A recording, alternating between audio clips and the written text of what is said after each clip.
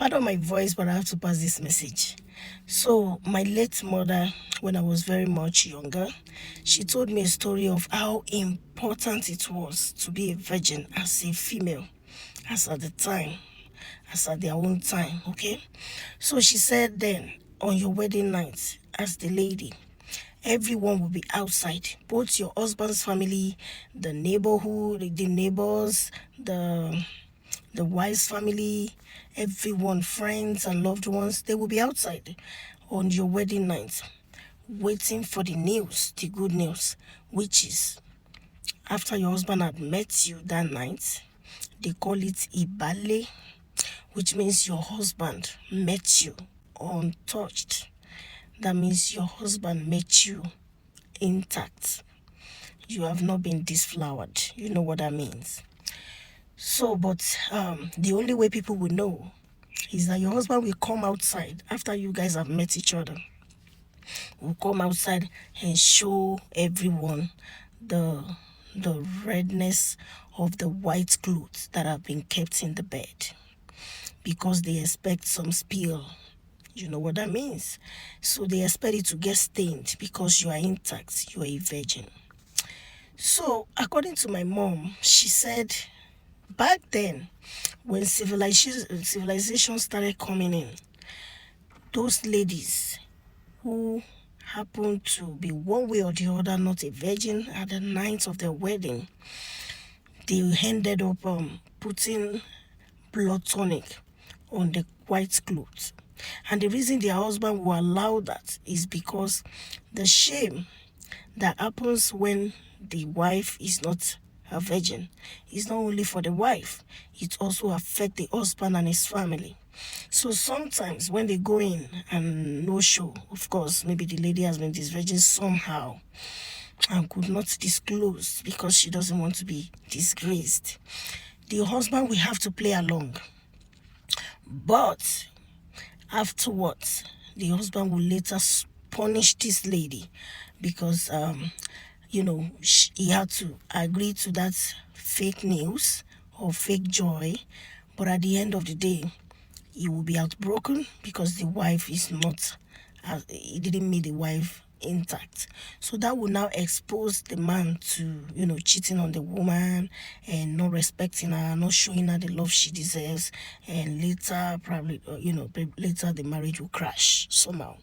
And then they won't tell the secrets, but they will later probably tell their parents and all of that. So this is how civilization took the originality of that,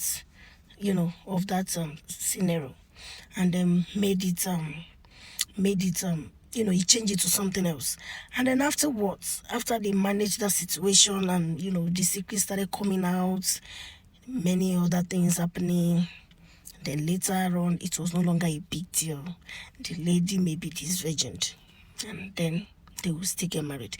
So I guess later on, they abolished that law of you people waiting for you, expecting you to be the saint. So now I'm driving at somewhere. Now bringing it down to the civilization we have right now, okay? You see this, when it comes to marriage, I will advise that we all are committed. When I say being committed in the sense that try not to have this mentality of if he cheats, I will leave. Or if she messes up, I will cheat. I will cheat on her. If my wife does this, I will cheat. If there's any trouble in the house, you run straight to the hands of another woman. All of these things don't make sense. It doesn't show you are committed. Marriage is no longer honorable as far as I'm concerned, because a lot now happens. People no longer care. Okay? A man no longer care.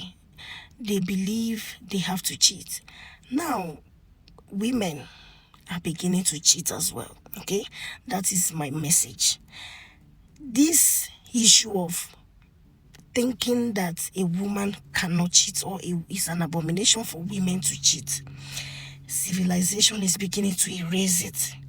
That very soon it will no longer be a big deal.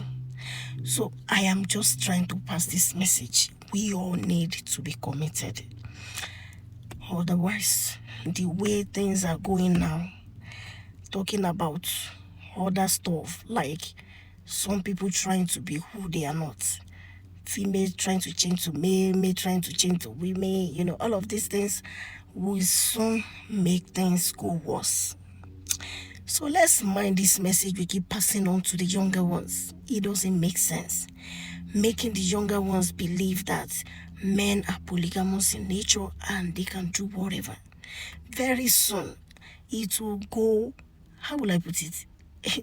This law of it can only be men that can cheat. Women will be cheating as well. And when women are cheating, it will be very, very bad. And who told you our mothers, olden days mothers were not cheating? Of course they were. They were cheating.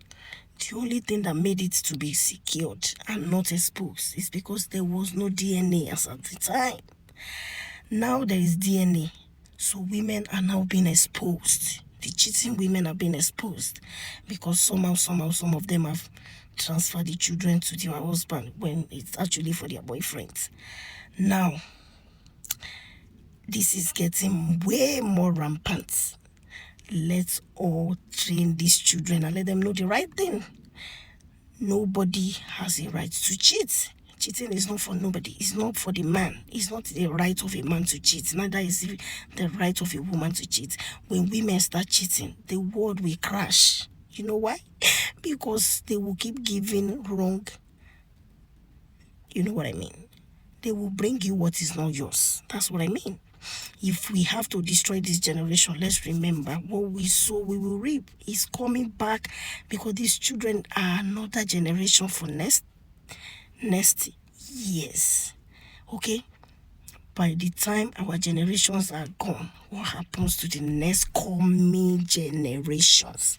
Let's correct it now. Let's correct it now so that in future, the husbands in future, God forbid that our sons will fall in this category. They don't nurse another man's children. At least if they have to, you know what I mean. I'm not saying don't help others, but not this way. Believing that these are your children and they end up not being your children.